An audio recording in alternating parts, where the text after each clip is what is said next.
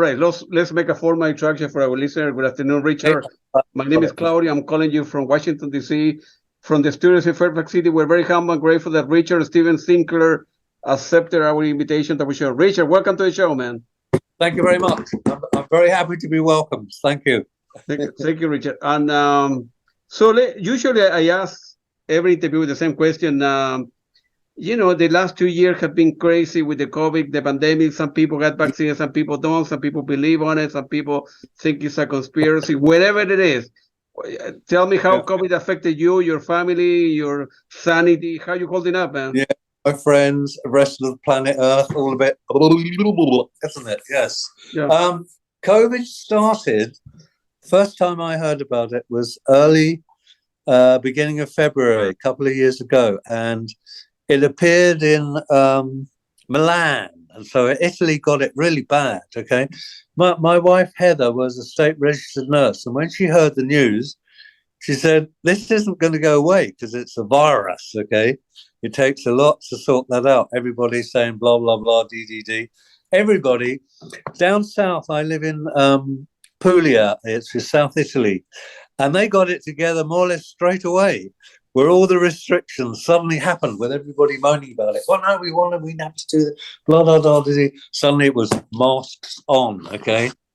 A good idea if you got like what I consider germ warfare, right, which still exists now, But tiptoe through the batshit, I don't think so.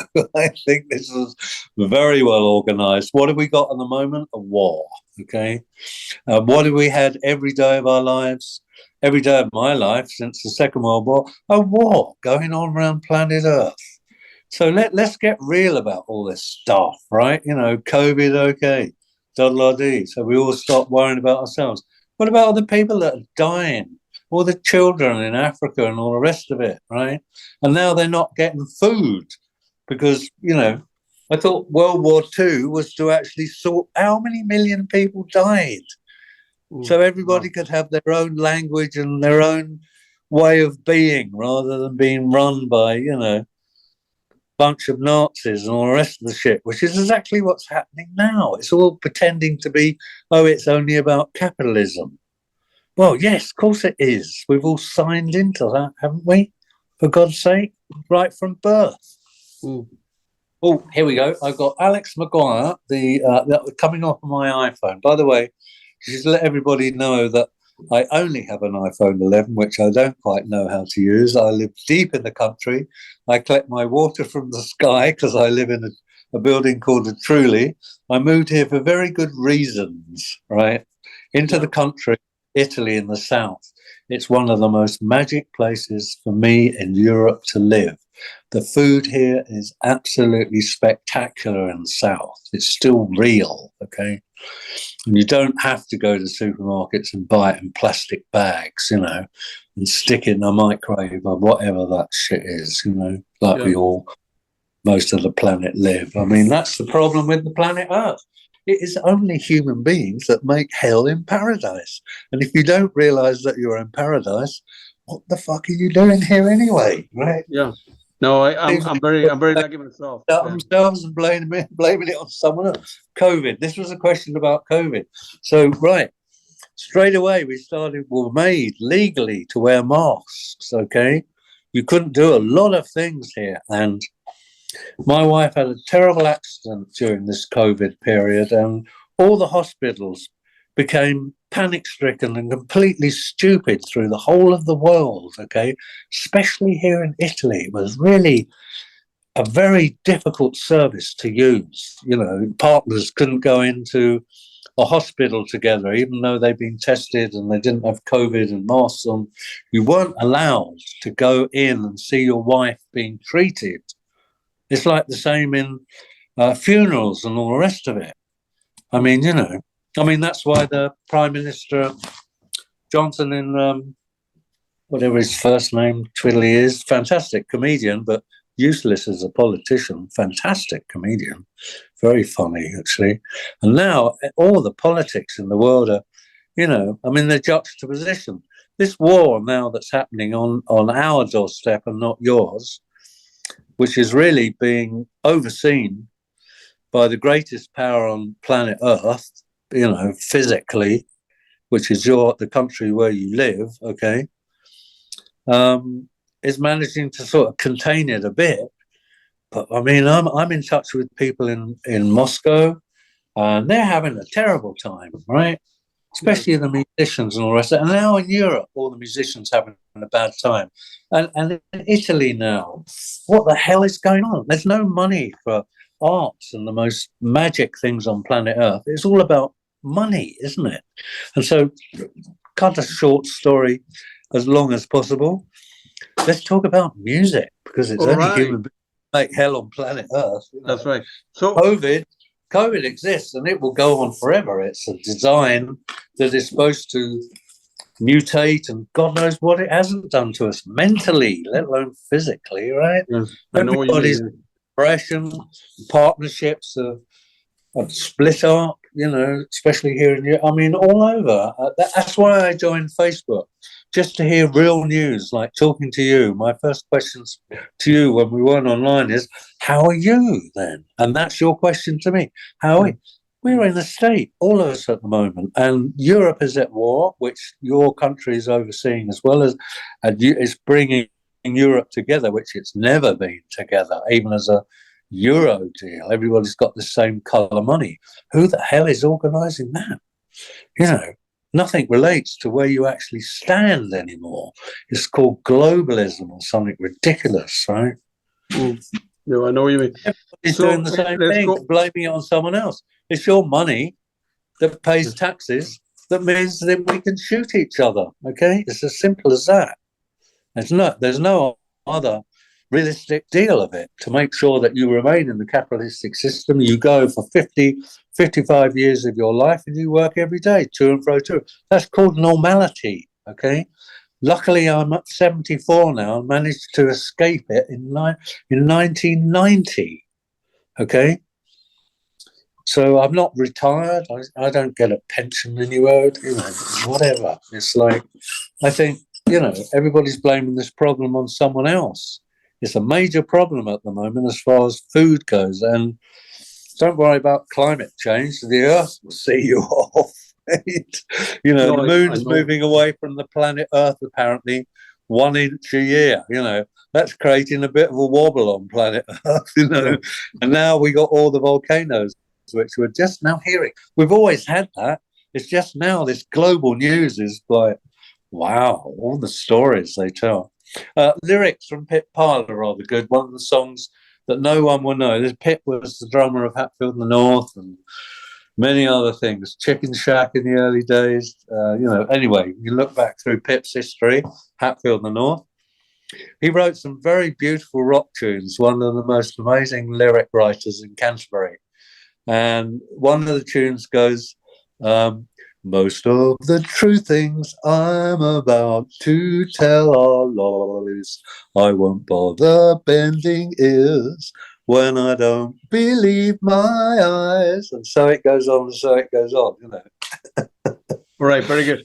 Where are you? Let's go back to your beginning, Richard. Were you born like in a musical family? How old were you when you began taking piano lesson or guitar lesson? Yeah. I was born into a musical family, also a very fine craftsman.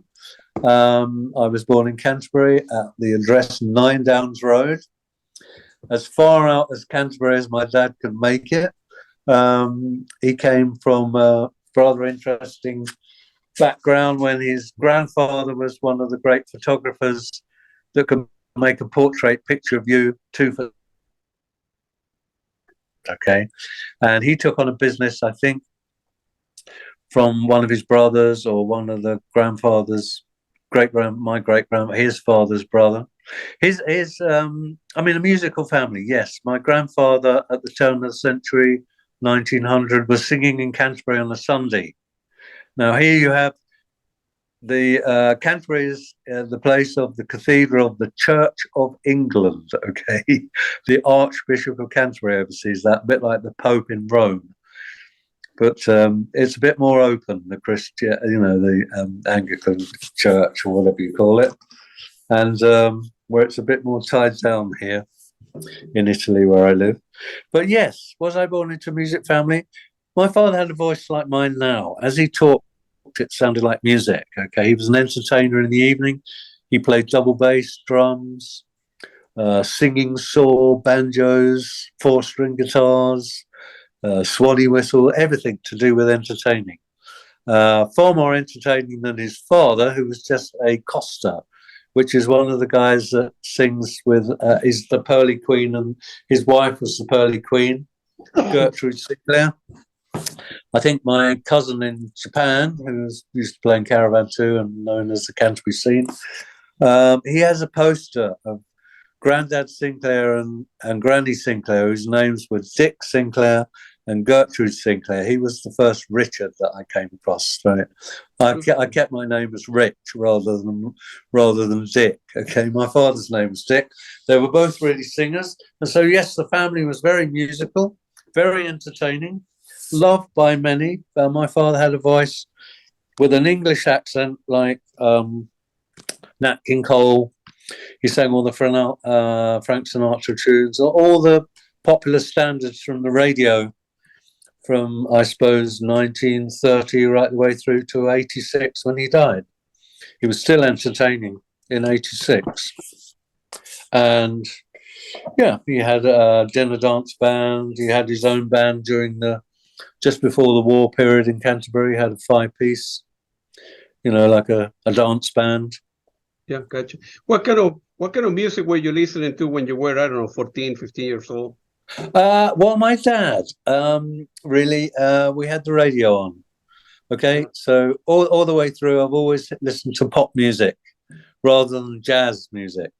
And the only jazz, like we'd listen to all the the popular pop musicians that played jazz too in England all the way through.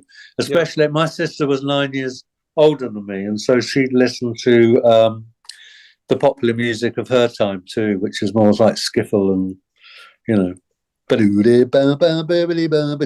they'd be dancing on wooden floors, and all that stuff.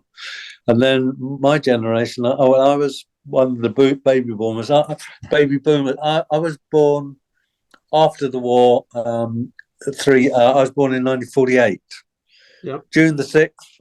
Okay, 1948. If anybody wants to calculate my deal, astrologically, and no, I had a great early beginnings because, like, the sun really shone out of every orifice. I was the younger son, and my sister looked after me a lot. We used to go. I remember rushing up the road where I used to live in 9 Downs Road, Canterbury, and I'd be on roller skates and dragged along. She was also a singer, used to win all the competitions with my father. Really? They used to sing together and all that. No, the family was pretty musical, yeah. I'm pretty arty as well, but always painting, drawing and sewing and knitting and embroidering. And, I can remember going in the first caravan trips and I'd be embroidering my jeans, as we were up the road, all racing each other, with Genesis. And yes, I used to like all the embroidery and, artwork and stuff. Always hands-on. Never read a book in my life apart from, Macrobiotic book by George Ossawa or Lord of the Rings, and not interested in the intellectual side of life at all. I'd rather make my own films and write my own books, Feel free to elaborate from the people that they don't know the Canterbury scene and the Canterbury scene, yes. That's a magical place, man. Feel free to elaborate on that. Yeah, I mean, it started straight away for me because the real Canterbury scene were the people that actually lived there and entertained there. There were some great musicians and young people working. My father was a musician in the evening, and during the daytime, he was a workshop foreman in a building firm in Canterbury. And he was very, very skillful with wood and things, and especially when for the evening, he'd repair all his own instruments, and he was able to do all that stuff. I think as a young man, as a young boy, he built his own banjo, and so he sort of moved away from the style of family that he was born into, which was pretty middle class and earning money. My grandfather, in fact, had one of the biggest public houses in Canterbury, and it was where you could play music, and it's where you could eat well and entertainment stuff. So my whole family were always been entertainers or to do with craft work and building houses and stuff. Me too. I went, I went to a secondary modern school, the Archbishop School of Canterbury. The Canterbury scene it started from the Wilde Flowers. And the Wilde Flowers were really the Hopper brothers, Hugh Hopper and Brian Hopper. They were both playing instruments and things. Their parents used to go and see my father sing at the dinner dance stuff. So at the age of 15, Mr. and Mrs. Hopper said to my father, hey, my son's trying to start a band, which I think they'd already half done. And my father said, I've just bought my son a guitar, a Hofner very thin, with a Bigsby unit on it, and he had an amp for me to play, which was a 1950s True Voice, Selma True Voice PA system, which I took up to the Hopper Brothers house, Mr. and Mrs. Hopper, in a place called Tanglewood, Giles Lane, just outside Canterbury. And we tried it out, and I was playing Chuck Berry music and other American music, nothing to do with Canterbury music or the Beatles, which I was into. I really enjoyed playing the Beatles at school. The first band I was in the Archbishop School was called the Pulsators, and I think I was 13 then.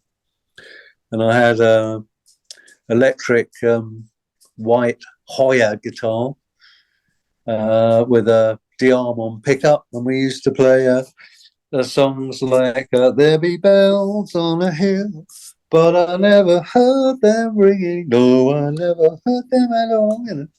With all our boy voices, just the three of us. And then I was introduced to Wilde Flowers, which wasn't Wilde Flowers then, it was just a Hopper band. Yeah. We played Chuck Berry music like Sitting Over. Whoa, whoa, I'm almost grown, yeah, and I'm doing right at school. We did all that stuff, right? And then Robert Wyatt, the drummer, eventually became known in the Soft Machine, and now he's a BBC favourite. He's Robert Wyatt, the most outstanding writer in the Canterbury scene. Many albums and things that he's made, and and so you had the Wilde Flowers started when Kevin Ayres joined. Now this is a man that used to live near Herne Bay. I think his parents were also like Robert's, to do with the radio, BBC programmes and things like that. So it was a very good introduction to what became the Canterbury scene, was really from Robert and Kevin, Mike Ratledge, who actually lived in Canterbury. They all went, most of the boys in the Canterbury scene, including my cousin and the Hopper boys, Hugh and Brian, they all went, and also Robert Wyatt, they went to a Canterbury school called the Simon Langton School. Also my father, went to the Simon Langton, and his brother Frank, who was my cousin's father, Frank Sinclair, David Sinclair, and he was a member of Caravan. So what happened was everybody, when it's Kevin that decided the name of the band Wilde Flowers, comes from Oscar Wilde. And Wilde Flowers played for about 4 years. I was in it 2 years. And I escaped because I really didn't like listening to people singing like they were from America. I'm a choir boy from Canterbury, so hearing tunes like I forget what his name is now, but I never heard any of these tunes. I'd only heard Beatles tunes and the popular pop standards on. Never listened to jazz. Never heard any jazz. I came later when I got to meet Pye Hastings, but it's like Pye from Caravan who started that. So I had 2 years in, and the music was like sitting over here on Parchment Farm, doo-ba-doo-ba-doo-ba-doo, and it sounded a bit like that, singing to me as well. But I was used to like Paul McCartney's singing, couldn't stand the Rolling Stones. My father used to say, they sound like someone delivering the coal. And then in 68, you became a founding member of Caravan, right? Yeah, I was in the Wilde Flowers. I went to art school then, so I used to draw. Robert was in Canterbury then. He used to be a model at the Canterbury Art School, so I used to have to draw him in his underpants. Okay, and then eventually, I did 4 years of industrial design as a silversmith because I knew all about wood already because my father was the antique restorer for the Archbishop and the Church of England, you know, the Canterbury Cathedral and all that. He did all the restoration work on the furniture that's usually in the Red Dean or the Archbishop's Palace. So, you know, we're quite well linked to the Church of England, which is really, for me, the Canterbury scene. Okay. Anyway, eventually I was asked by Pye. Dave Sinclair had been in the Wilde Flowers, and also Richard Coughlan, who was eventually the drummer with, they joined with Pye to make a band. And Pye came to me and said, would I like to join a band? It wasn't called Caravan then, and join your cousin and Richard Coughlan and come and play guitar. Okay, so I said, yeah, I'd like to do that because I'm a bit fed up with all this college deal and having to go again to London for another 3 years to go to college. And so we joined together, and Pye, David and I worked on a Kentish town's bypass, a main motorway, for I think it was about maybe 3 months, maybe not that long. Anyway, to earn enough money so we could all be together and find a place to start a band, which we did. David Sinclair and Pye Hastings and I worked on the Seven Oaks bypass. I had the best job because I was pretty skillful at woodwork, and so I was working up in the air, you know, quite a long way up, doing the shuttering for the parabolic arches for bridges in Seven Oaks, and being nailed on the scaffolding in the rain, you know. And suddenly realised you couldn't get away, you know, in your Mac, because your Mac had been nailed up there. You know. Anyway, eventually, after a few months, we rented a place in a town called Whitstable, which is about 6 miles outside Canterbury, and we organised music for 6 months there. Only played 8 concerts and were noticed, and Pye went round to try and get a record deal because the Soft Machine were already up and running. Okay, they came from the Wilde Flowers too. That was Caravan. That was Kevin Ayres, Robert Wyatt, and they decided to make a band with what became Gong, which is David Allen. Yeah. And they made a band with Mike Ratledge, and it became Soft Machine. Unfortunately, it went down to south of France, played at a festival in Cannes, and David Allen, who'd come from Australia, then when they came back to go into England, he couldn't get back into England, so he had to stay in France. So he formed a band called Gong, and Soft Machine started as Mike Ratledge from Canterbury, Kevin Ayres from Herne Bay near Canterbury, and Robert Wyatt from Liddon, I'm not sure whether it's Liddon or Lyd, near Canterbury, okay? And they started the Soft Machine, and they were the first ones to get an album up and running. First album is still my favourite, actually, the Soft Machine album, with Kevin playing bass. He was a great bass player, Kevin, in the early days. And then soon after that, the Wilde Flowers continued with Pye Hastings and Richard Coughlan and Dave Sinclair and another bass player called Lawrence. And eventually that stopped. And when it stopped, they came to me. I'd been at college, and they said, Richard, would I like to join a band? Which I did. And we worked for 6 months, eventually called it Caravan. And Pye got a record deal with Verve, Warner Brothers. And we made our first album, name of the band Caravan. Okay, correct. You remember tracks like Golf Girl, Winter Wine? That came later. We made the Caravan album for Verve, and then we changed labels. We were organised by a manager called Terry King of Kingdom Records, and he was our manager and agent, and he organised a thing with Hugh Mendel, who was the the chief of Decca then in England, and we signed to Decca, signed all our royalties away at the age of 20 or 19, and made another album called If I Could Do It All Over Again, I'd Do It Over You. And then in 1979, we made an album called Land of Grey and Pink for Decca. And Winter Wine, Golf Girl, and Land of Grey and Pink, the title track, were written by me, and the lyrics too. But we all decided that we'd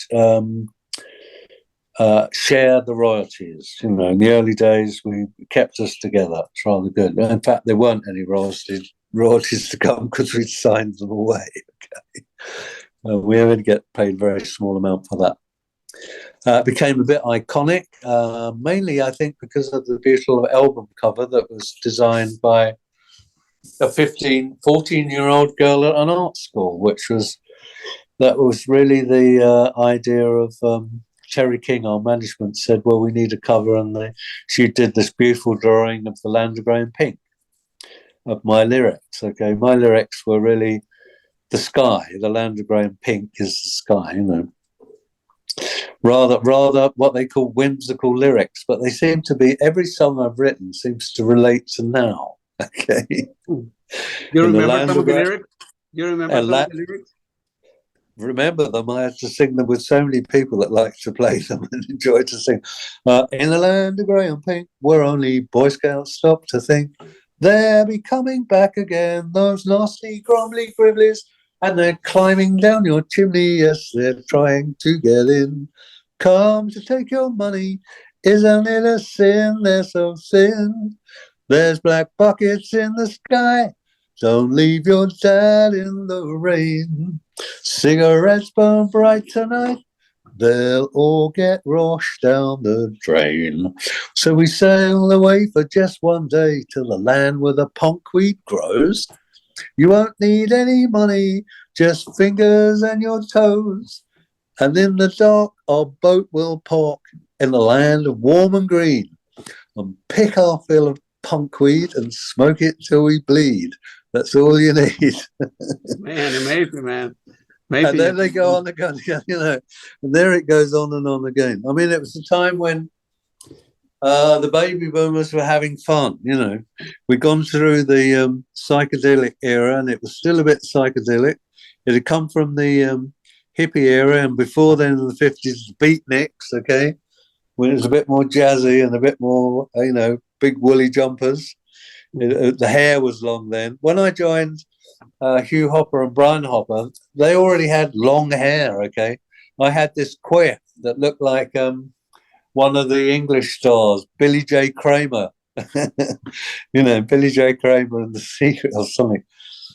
Yeah. I had a duck's arse on the back and a big plume of hair, a bit like my hat. I don't take my hat off because all I've got now is a bald head, which I call the solar panel for sex, So you end up, you stay for the Caravan for like those 3 years, and then you end up leaving Caravan? Yeah, I think it's a bit longer. Yeah, no. Why, if you don't mind asking? Why what? Leaving Caravan to form... Why did I leave Caravan?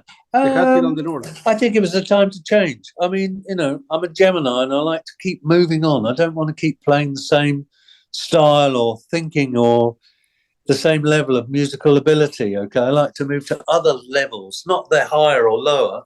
I like to be more eventful. And already I was in touch with Robert, okay, who lived in South London. And, I'd already... Great songwriters, all the people that I've ever written with, okay, including Pye. The only reason why I wrote songs is because of Pye, okay? He had an amazing musical family deal where his brother was the most amazing flute player in England by far. Fantastic man, okay? And saxophone player for the BBC. He was the Stan Getz, of England for the BBC Orchestra, and he's a wonderful man, a wonderful player, wonderful entertainer on flute and sax. Fantastic, you know, gave Caravan a lot of credibility, that.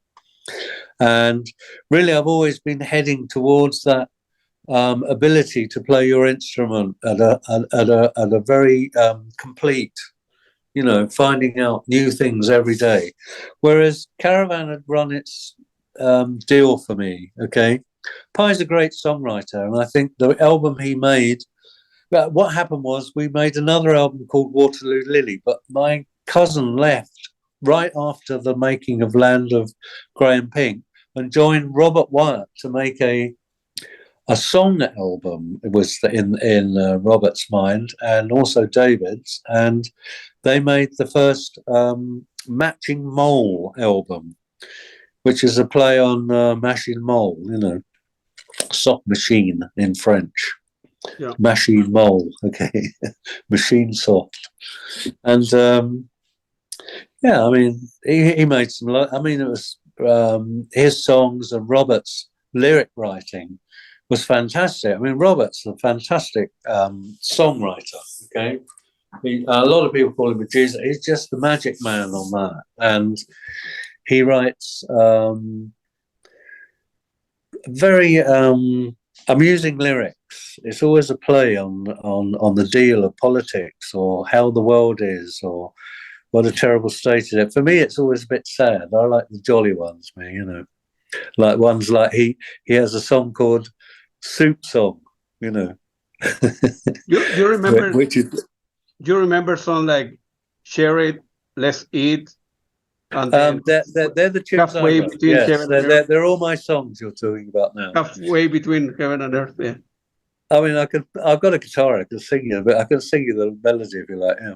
I mean, I've got a guitar to play some new music. But what was I going to say? So you just said Share It. Yeah, that's Pip Pyle's lyrics to one of my tunes. So before his lyrics, it would have sounded like do da ba ba di bo ba ba di ba ba di. And it's all written around like a blues thing. Gang, gang, doodle, gang, gang. Okay.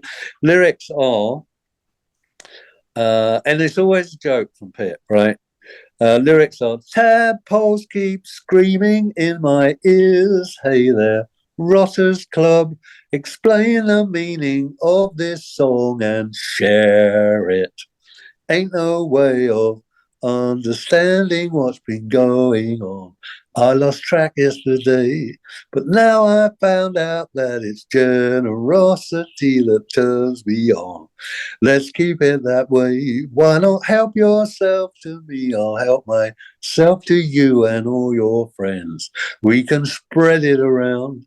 So if you can share it, then come on, let's share it. Let's get on with it, 'cause we're wasting our time. Please do not take it seriously, really. What a joke. The only thing to do is grin and bear it. Do you want the rest of the lyrics? How can you remember really stuff, man? Songwriter, because he's got the punctuation. Yeah. He had the most amazing. He was the most amazing. I mean, people couldn't call him jazz or rock. He was like in between the two. It was the most amazing, interesting rock drummer. And then, you know, eventually after, I mean, you were talking about the story of Caravan. It came to, my cousin had left, and the keyboard player that I knew that could make it an interesting situation where I could invite other musicians into it that came from London, okay, is where I was heading anyway, right? I wanted to play with musicians that played 24 hours a day. And Caravan wasn't playing 24 hours a day. When we started, they were. We lived in a place in Whitstable. We played 24 hours a day, you know. Drove the neighbours mad in the terrace at Caravan, right? It's like we had the council constantly coming round to check the volume, you know. Obviously, we played quiet. That was a Caravan. And then, you know, my cousin, Dave Sinclair, he left the band, okay, and formed the band with Robert Wyatt called Matching Mole, Robert's band. And so we needed a keyboard player. And I was the only one that knew keyboard players, which was the one in London, the Miller Brothers, you know, which Steve Miller was the leader of a band called Steve Miller's Delivery, which eventually became Carol Grimes' Delivery, which has got a bit of Canterbury fame to it. Carol's still alive. She lives down in East Kent. She's a little bit older than me. She's still singing, you know. It's a nice album to listen to if everybody hasn't heard of all the Canterbury scene. It's a blues album, and it's called Carol Grimes' Delivery. It's got a great bass player on it, Roy Babington, who eventually became the jazz bass player in Soft Machine. So it's all very linked, the Canterbury scene. There's a lot of really good players, right? Hatfield the North started when I'd left. I had to leave. I wanted to move to London to go and play with Pit Pyle, okay, who'd been playing with Gong, another of the Canterbury affiliated bands, David Allen's band. So it's all very, very close musician friends that have passed through Canterbury at some time, or had girlfriends from Canterbury, or they linked to Canterbury in some way with the music styles and the thinking of the music. I moved up. I left Caravan because after Waterloo Lily, which was great fun. I played with the London guys. Phil Miller played on Waterloo Lily, the guitarist that eventually organised his own band called In Cahoots. But before then, we formed Hatfield the North with Pit Pyle and his Phil Miller's brother Miller, who'd been the keyboard player in Caravan. Trouble is, the two brothers didn't get on well. Phil wanted to write the music out, make it much more organised, whereas Steve was more of a free player, blues player and jazz. Played with a very great entertainer called Lowell Coxhill saxophone, who's known for his own deal. They both left the planet now. Steve left the planet in early days, cancer, and also Lowell left the planet. And so Hatfield formed when Steve, which is Phil Miller's brother, decided not to be in the band, and Phil said, yeah, better. And so I asked my cousin Dave Sinclair to join Hatfield the North, because I thought, this is good. He'd been in a band with Phil Miller and Robert Wyatt, which was called Matching Mole, and he was the keyboard player for Matching Mole, okay? Right. And Dave decided after a short while, once we got Richard Branston interested in, invited him into a millionaire's farmhouse, okay? We had a party there, which was one of Robert Wyatt's wife's friend Pam as well, was one of their friends, okay? And so Hatfield the North went down to play some music and rehearse and have a party. This was in 1970, end of 72, 3.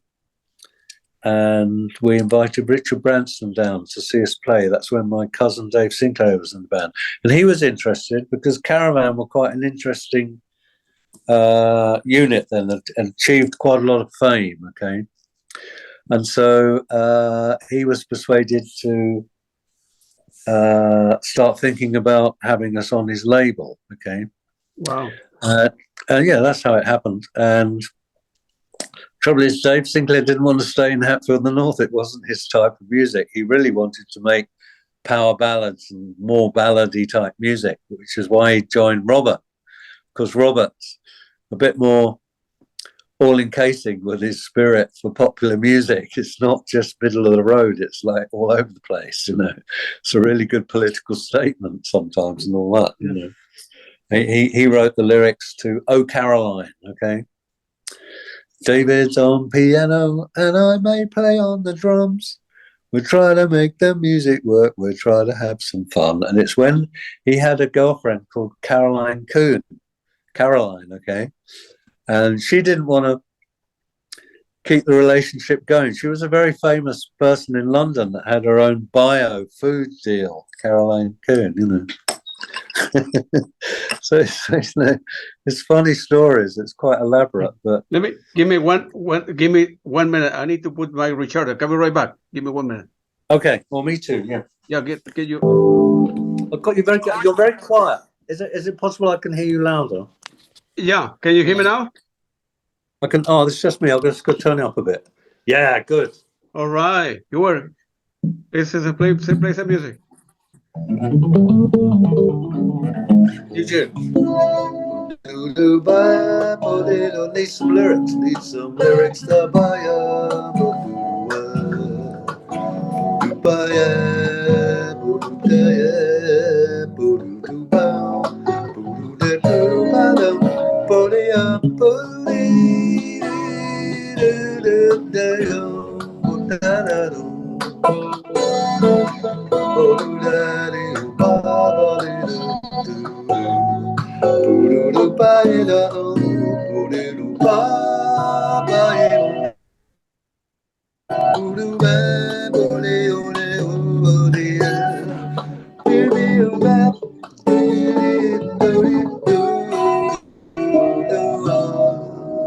Very good, man. Excuse me?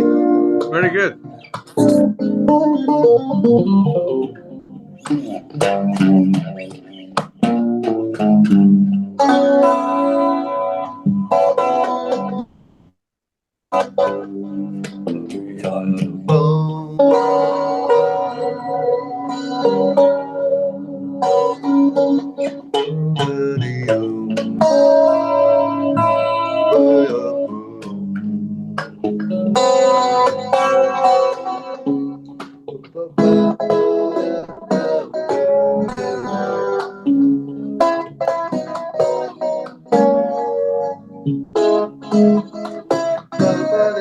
It's just like a new tune starting, you know.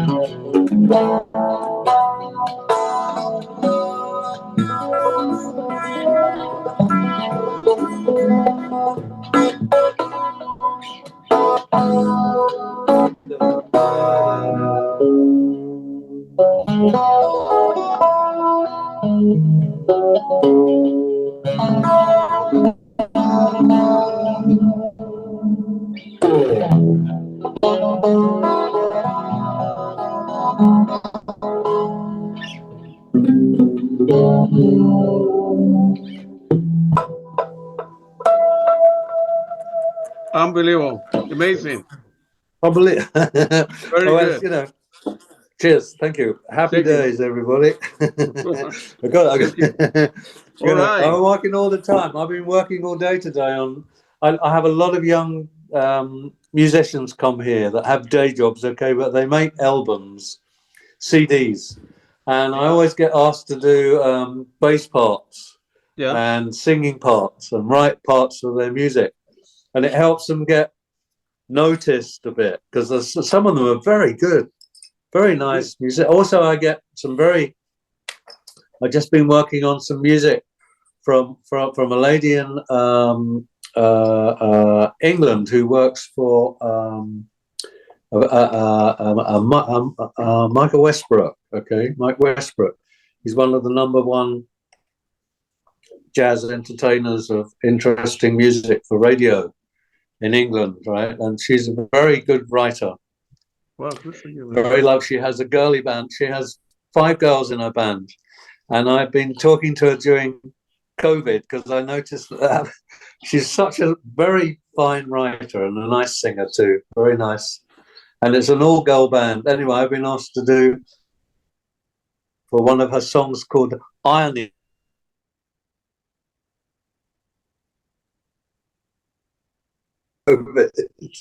It's a very nice song, very good. And she's made a whole album. Yeah. And I'm hoping that I can join her.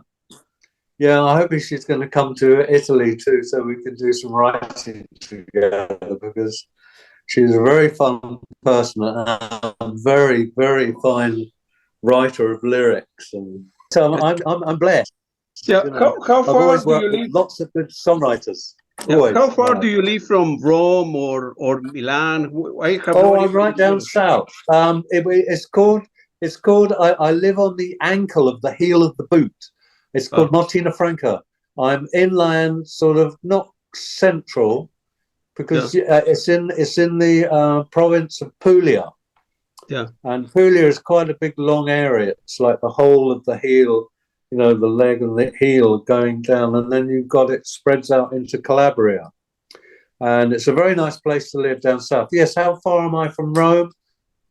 Or Milan? You can fly it in an hour, or you can drive it in 2 hours, 4 hours plus, you know. Yeah. Do you drive there in Italy or no? Do you drive? I've just had my license taken away from me because it's 3 years out of date. Okay, so and I just spent a morning with the marshal of the Carabinieri, when all we did was really look at me on the iPhone, you know, and sort of they know about me. I think one of the Carabinieri is the bass player down here in the south, you know, in Martina Franca, and they're constantly coming to keep me in line, you know, saying, "You wish to say a bass player?" He's a bass player too, and I think his father lives in a very famous town nearby where I lived, in Martina Franca. It's very famous for its hold truly. I mean, I live in a building that's made of stone. That can there be anything up to? Mine's 300 years old. Look, I can show you. It's fantastic. Wow. And above here, they're cones. Okay, you can actually hear it in the acoustics. Yeah. These big stone arches, okay? Yeah. And outside there's 4 cones. And so El Brabello is a whole town of these buildings. And I think this Carabinieri is, you know, young man who plays bass. I've not heard him play yet. I've invited him to come in. You know. I mean, the police force, you know, are pretty good here, actually. They do a really good job because it's quite a heavy place at the end of Italy. There's a lot of people now, you know, escaping, especially Africa and goodness knows where else, you know. And so Italy's coping very well with it, indeed, actually, you know, rescuing people from the sea and all that sort of stuff. It's not a well-known stuff worldwide, but it's a very big problem in Africa now with all the wars. Goodness knows what goes on, all to do with who's got the money and running the land, you know. So a lot of people are without food at the moment, which, you know, yeah, it's very difficult, and have been a long time, not just this period, okay. And all the food is in either America or it's in Russia or it's in large areas in China, which, you know, it's like there is food growing, and it is possible to grow food everywhere on planet Earth. It's only us humans that don't know how to do it, right? In '74, you participated in Rock Bottom, which is the second album by former Robert Wyatt's. Feel Free to Love Wyatt. Robert Wyatt's album. There's a Robert Wyatt. That was his first one for Virgin Records. Richard Branston. Yeah. And that was produced by Nick Mason, right? From Nick Mason did the controlling, producing. Is a very good friend of Robert's. Right. They all really admire Robert because he's such a great songwriter and entertainer. Unfortunately, when he was in Soft Machine at a certain time, and then he made his own band. He was sort of left Soft Machine because it wasn't really. He wasn't welcome in his own band, basically. Like most of us singers, you know, the jazzers like to be jazz and the singers like to be entertainers, you know. Never the train to meet. So he made first album of Matching Mole, and then his with my cousin in it. And then what are we talking about? Sorry, which album? Then he made we're talking about the Rock Bottom, right? How that was after he made the Matching Mole albums. He decided to make Rock Bottom, and a lot of the words on there are to do with his music and Matching Mole as well. And he had a terrible accident. Okay, he fell out of a window. He was wrongly going down a drain pipe out of a window from a party situation, and the drain pipe ran out, I think 3 stories above the ground, and so he dropped to the ground, broke his ankles and his back low down, and so he hasn't got the use of his legs anymore, so he couldn't be a drummer anymore, and he spent many months in a hospital in London recovering. And during that period of time he composed a lot of music, you know, to his actual rhythm of his breath, like songs like no net not no not net no net foldy baloney Elfie be Elfie is his wife and his partner in life. Elfie be my larder. With Elfie going on the album, I'm not your larder. Do you fantastic Elfie worked for, and I had a lovely time. Everybody did. We didn't play at the same time. We all went and did our parts. Hugh Hopper was the bass part for 3 songs, and I played on 3 songs. Robert phoned us both up and said, will we play bass on his album? And then I went to his house in South London and found out what I got to play, and then I was invited to go to the studio. Spent a couple of days in the studio with Nick Mason and Robert, deciding, and just played the music to the backing tracks. Okay, with Nick Mason always about, a great producer, a great engineer, always there on the case, right? Fantastic man, very good in the studio. Only problem is he didn't mix my bass up loud enough, right? I can hear it, and a lot of the people go, oh, great bass part. It's like, I want to hear my bass part louder. So I did a really good one. You know, there was one track going, it's all in 7s. You know, it goes, and this great sort of orchestra of horns and stuff, you know, quite known players. And then it gets halfway through and it just goes backwards. And I'm the only one that has to play forwards through it. So it's really good fun, you know. Drums are going backwards, or the horns are going backwards, the singing part's going backwards. Me, I'm going forward on this amazing riff. It was really, you know, and so I could really be my... Also, in the studio, Robert's an amazing person to work with because he lets you be you. Really? He's not a director, right? He just knows that you're a good listener and you have a good spirit, and he lets you put your spirit on his music. He's a genius at that, right? Very good. He's like the equivalent of Miles Davis is to the Canterbury scene. Okay, you know, and he got thrown out of his own band, which was ridiculous, you know. Yeah, but, you know, yeah, because his music is the most noted, you know.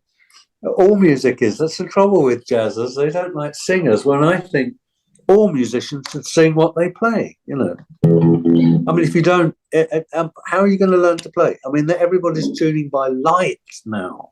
That's ridiculous. You tune to each other, okay? In harmonic, you know. Here we are. This is what we all play. This is what we're all listen to, all relate to this man's design, right? Pythagoras, okay? Yeah. Numbers, time, a lot, okay?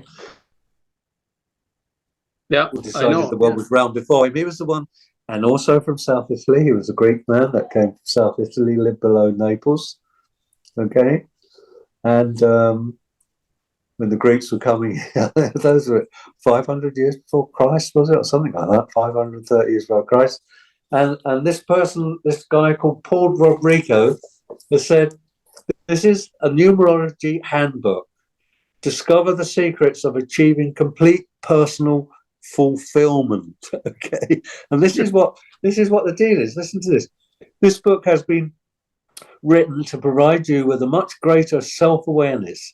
It truly is a golden opportunity to voyage on a journey of self-discovery to a more positive and satisfying life. Yes, please.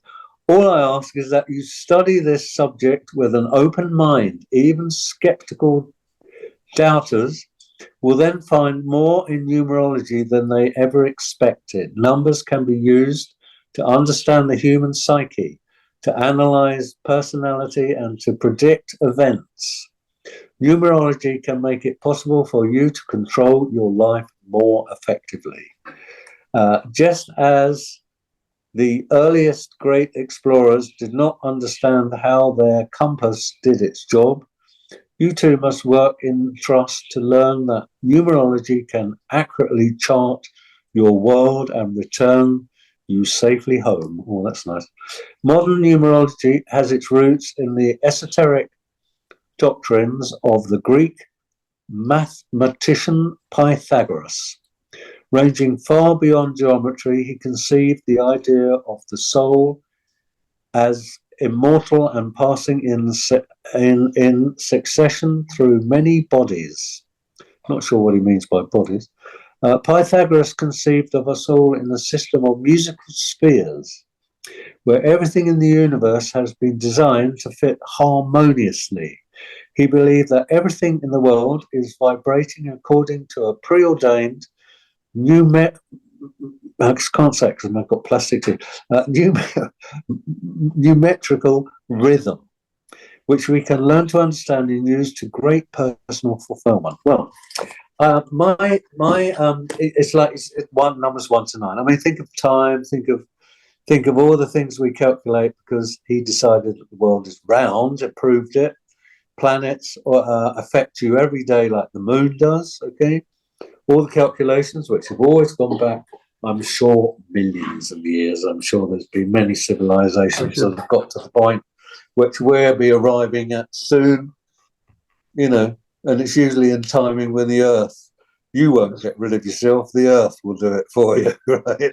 When there's no light, you die. And that's called stuff going into the atmosphere, like from volcanoes, okay? Or something hitting the Earth that creates this huge cloud. Then there is no life on planet Earth because there's no light. All our energy comes from the sun, nowhere else, okay? Everything on planet Earth is in fact free. Water comes from the sky, it's free, okay? Oxygen is here, providing you keep planting trees and not cutting them down, right? It's like plant fucking trees, like in 73. If everybody planted a tree in their life, we'd have a lot more oxygen on planet Earth, okay? Absolutely. Yeah, I mean, Richard, there's all this crap about global warming and all the rest of it. Plant some trees, Stop eating so much meat. Let a few things grow, Absolutely. Eat grains and vegetables for a bit, Collect some water when apparently it's illegal to do it now, It's like, it's free on planet Earth. So it's food. You only have to plant it. It's just everybody. And the only thing you have on planet Earth is time. And planet Earth is paradise. So you have time in paradise. It's your choice, okay? Amen. I agree.